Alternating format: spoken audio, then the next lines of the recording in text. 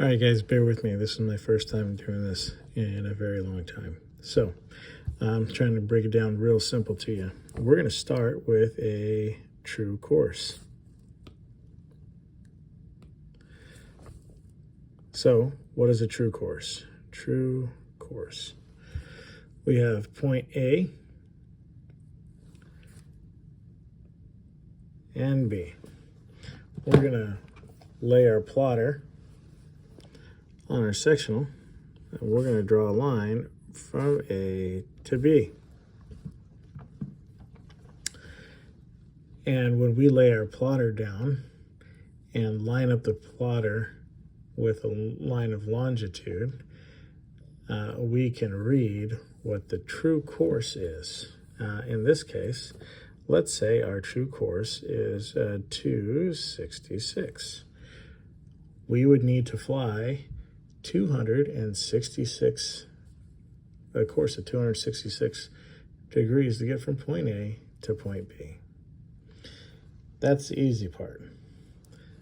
The next thing we need to do is we need to account for, which could be a plus or a minus,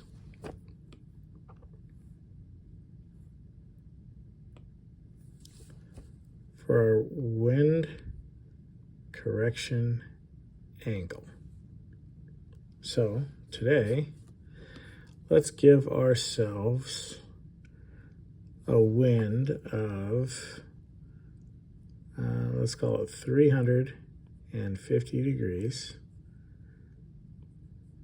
at 17 knots.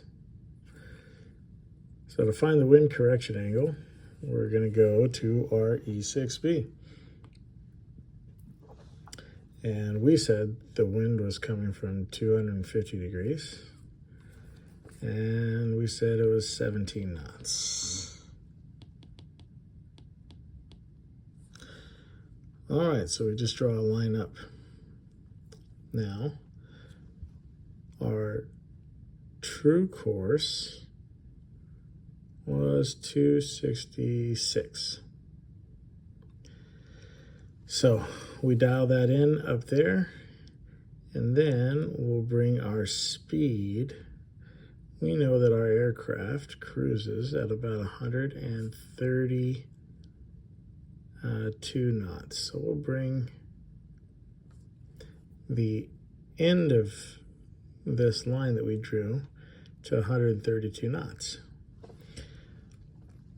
So it looks like our ground speed is going to be diminished. We'll be about 129 knots on our ground speed. But more importantly, we have a wind correction angle of 7 degrees. So every line on the back of the plotter here is 2 degrees. And see how we're on the blue over here?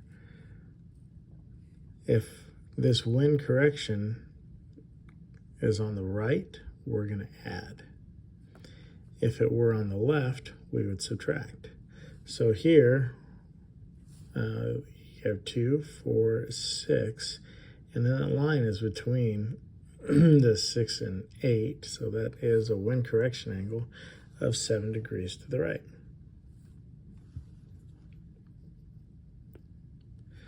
So we're going to add 7 degrees, and that gives us a true heading. That's when you add that together, what you end up with. Let's go yellow. True heading. Oh man, I don't know if that's going to show up. I guess we'll just put that black. That'll equal a true heading. So our true heading then will be 2, what is that, 73.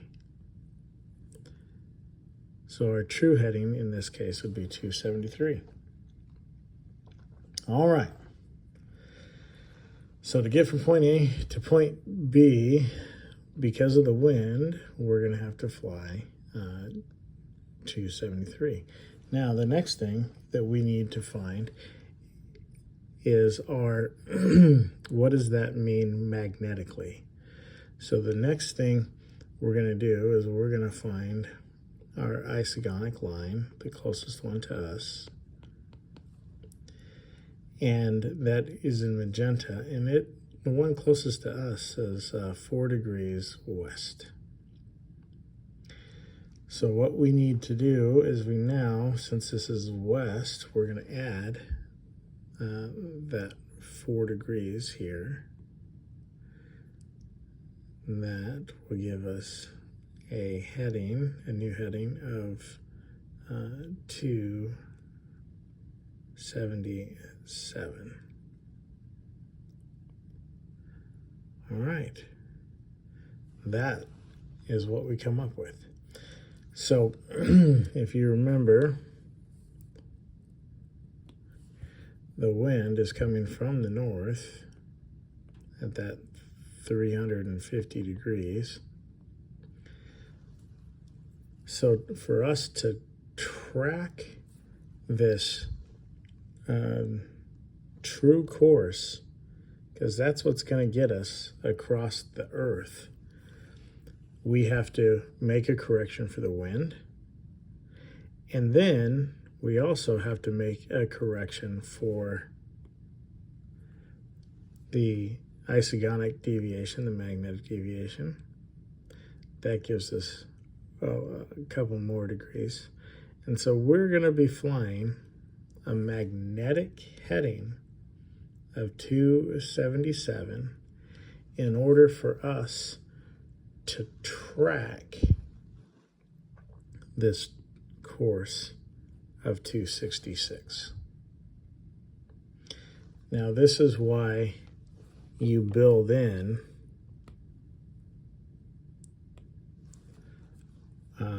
waypoints on your flight plan. I might have a nuclear plant as a waypoint. I might have airport X, Y, Z as a waypoint. Because remember, these winds are what's forecast, not what we fly, what we find, not what is forecast. So if you are keeping up and making sure that you're crossing your waypoints where you expect to, then you know that your magnetic heading is correct, all right, and that you are correcting for the wind. But if you find yourself, your aircraft south of the line you anticipated, you know that 277 was not a big enough correction for the wind that you're actually experiencing. So anyway, that's the nuts and bolts. True course is across the ground. Then you take your true course plus or minus your wind correction angle. You use your E6B to find what that angle is. That gives you a true heading. And then you need to locate that isogonic line to give you and account for it. And then that will give you a magnetic heading. All right. So true course plus or minus a wind correction angle gives you a true heading. That's this, 273. And then you account for the deviation, and this will give you your magnetic heading. All right. I think that's as simple as I can make it. And it's kind of fun to play with this E6B and just see what, you know, it kind of cements things in your mind, because if the wind were coming from, say, a heading of 080 at, let's do another example, at 20 knots, and we go to our true course, I think it was 266, and then we slide that up to 132. That gives us a ground speed in this scenario of 152 knots. And our wind correction angle is only 1 degree. So, anyways, guys, I hope this is helpful.